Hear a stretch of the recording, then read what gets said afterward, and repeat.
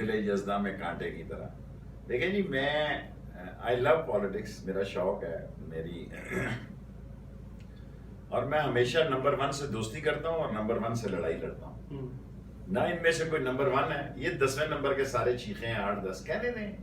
دیکھو اگر میری وجہ سے ان کا روزگار لگا ہوا ہے، اللہ برکت ڈالے. یعنی شیخ رشید کو گالی دے کے پھر وہاں جا کے برکت لگتا ہے یار، برکت ہوتی ہے.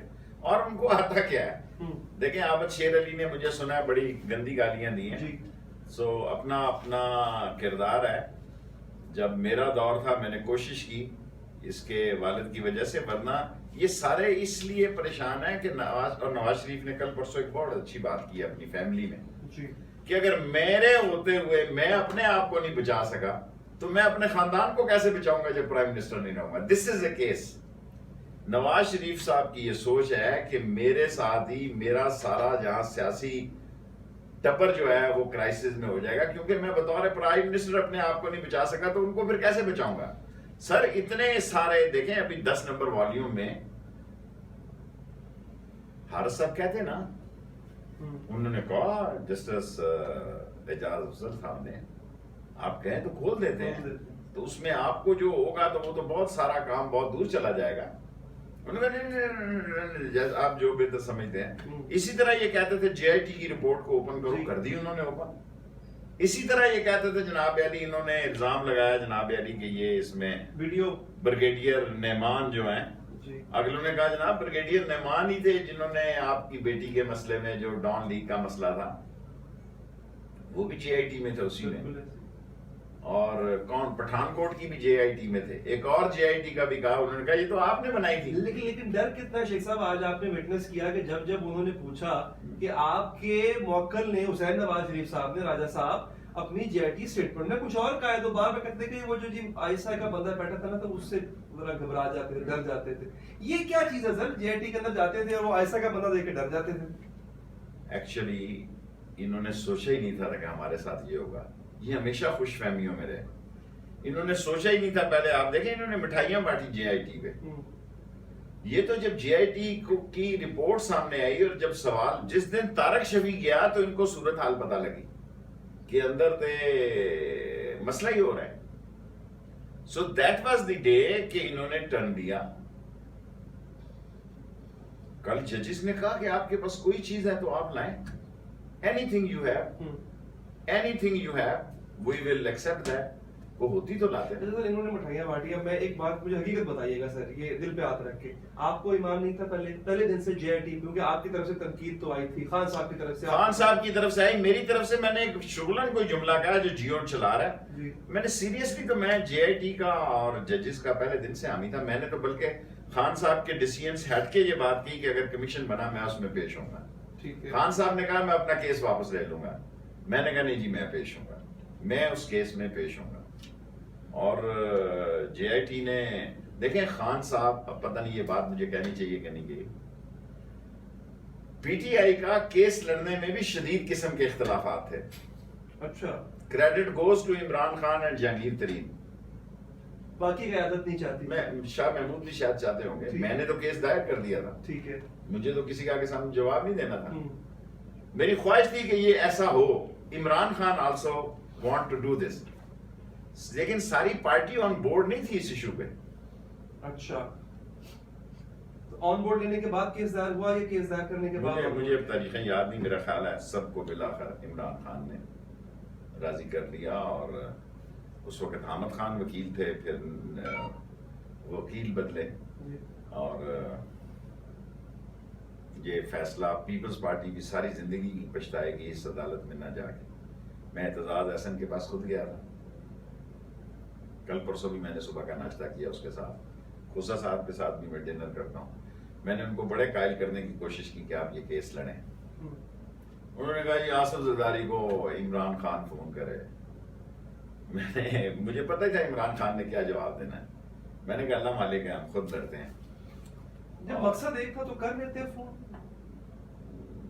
الیکشن میں تو اتحادی بنی جاتی. جہانگیر ترین بھی گئے تھے ان کے پاس، مجھے معلوم نہیں. زرداری صاحب کے پاس، نٹ زرداری صاحب، خان صاحب کو منانے نہیں، اعتزاز احسن کے ساتھ یہ ایشو ڈسکس کر رہے ہیں. آج اگر اعتزاز احسن اور کھوسا یہ کیس لڑ رہے ہوتے تو تو یہ کیس تو آسمان پر اب تو کھوسا صاحب جو ہے ہر ہیئرنگ میں آ رہے ہیں. وہ تو میں لے کے آتا ہوں ان کو, ویسے ہی ذرا میرے دوست ہیں. اچھا, پارٹی کا بھی فیصلہ ہے کہ وہ جائیں.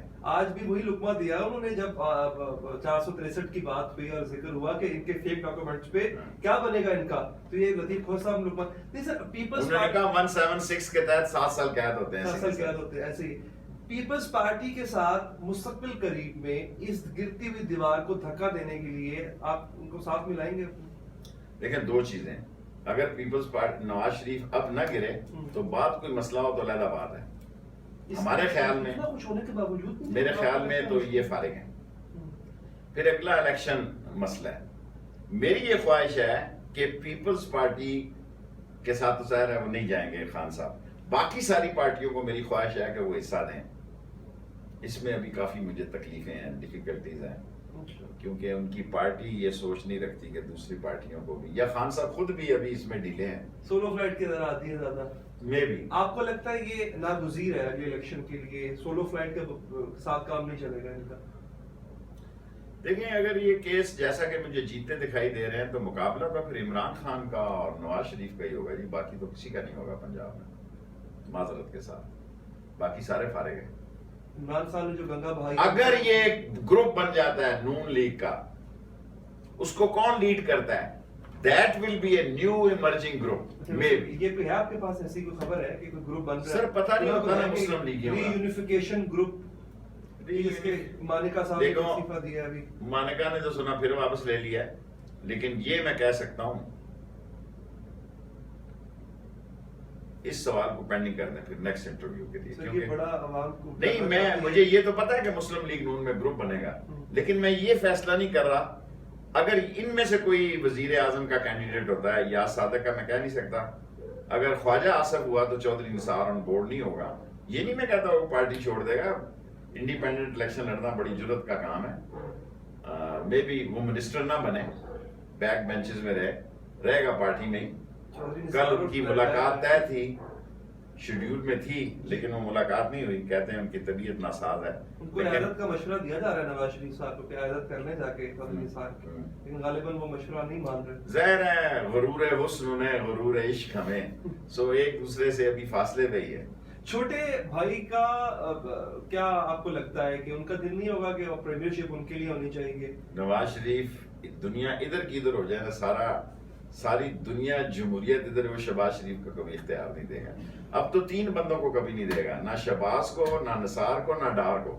اس کا نام اضافہ کر لیں. ہاں نہیں, ڈار صاحب تو بڑی, بس آپ اضافہ کر لیں جو میں کہہ رہا ہوں, وہ بالکل کنفرم نیوز آپ کو بتا رہا ہوں. اچھا, وہ بھی مشکوک ہارڈ واٹر میں آگے ہوئے ہیں. مشکوک ہو چکے ہیں. وہ اس وجہ سے تو نہیں کہ اگر وہ اپنے بیان سے پیچھے ہٹتے ہیں تو نواز شریف صاحب پھنستے ہیں. وہ خود بھی پھنس گیا اور نواز شریف بھی پھنس گیا. Time is the important factor in war, politics and لو.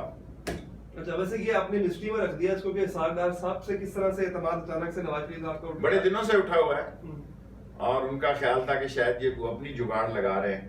وہ ایسی صورتحال بنی جگاڑ لگاتے لگاتے وہ خود بھی پھنس گئے, اب یہ خود بھی صفائیوں میں جا رہے ہیں. یہ وہ ملا ہے جنہوں نے خود پورس کے ہاتھی ہیں. پورس کے ہاتھی ہیں.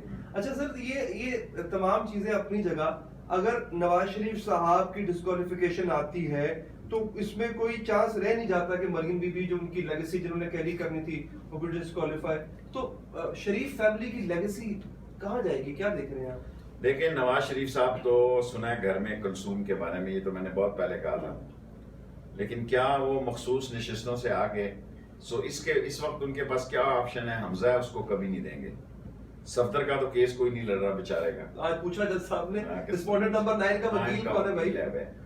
ہاں جی, nobody is there. انہوں نے کہا جی وہ کوئی نہیں, اب کل کھڑا کر دیں گے. 1500 ریال لیتے ہیں سسرال سے, وہ کہاں سے افورڈ کریں گے؟ کیسے کریں گے؟ مجھے یا صادق نظر آ رہا ہے. اچھا, 3 نام اگر مجھے پوچھیں, یا صادق نمبر 1, خواجہ آصف اور احسن, یہ 3 نام نہ دے سکتے. ان کو وزارت عظمیٰ میں بڑے احترام کے ساتھ, ہمارے لیے بڑی قابل احترام شخصیت ہے ہمارے صدر ممنون حسین صاحب, ان کو وزارت عظمیٰ میں دوسرا صدر ممنون حسین چاہیے, اس لیے آیا صاحب.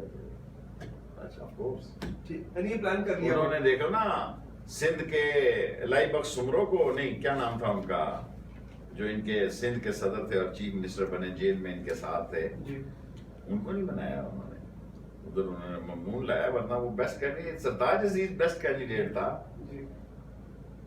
پریزیڈنٹ فار ویٹنگ تھا، اور نظامی صاحب اللہ ان کو جنت نصیب کرائے، انہوں نے سارے ان کی والدہ کے ساتھ مذاکرات کیے نواز شریف صاحب کے، پہلے ملنا بھی نہیں چاہتے تھے میاں صاحب سے. ٹھیک، تو ایک وقفہ لیتے ہیں سر میاں صاحب، وقفے کے بعد کچھ اور ایسی چیزیں ہیں کہ شیخ رشید صاحب کا تعلق کچھ پنڈی سے ہے، تو ان سے یہ پوچھیں گے کہ پنڈی بوائز نے کیا سوچا ہے